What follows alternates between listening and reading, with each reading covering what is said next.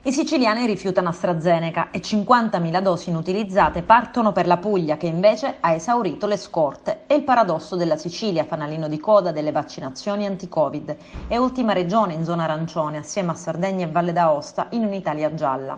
Nell'isola, che ieri ha aperto alle somministrazioni per gli over 16 con patologie lievi, la psicosi verso il siero anglo-svedese rischia di penalizzare le riaperture. Il governo nazionale vuole introdurre come criterio per l'attribuzione dei colori la copertura vaccinale nelle fasce più a rischio.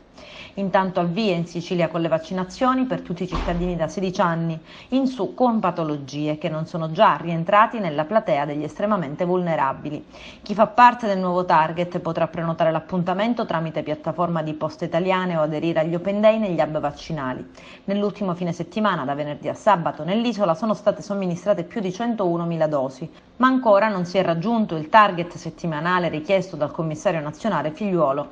La campagna dedicata a questa fascia di popolazione riguarda chi rientra nella categoria 4, ovvero chi è affetto da patologie neurologiche, malattie respiratorie, diabete, ipertensione arteriosa, HIV, malattie autoimmuni, immunodeficienze, malattie cerebrovascolari, insufficienza renale patologica, malattie epatiche, malattie cardiocircolatorie e patologie oncologiche.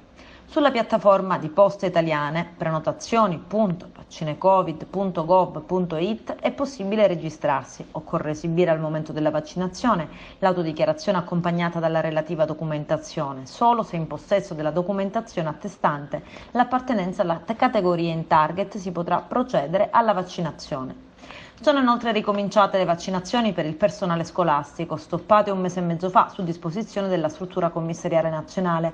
Anche per i docenti e il personale della scuola sarà possibile prenotarsi tramite i canali messi a disposizione da Poste o recarsi negli hub senza appuntamento.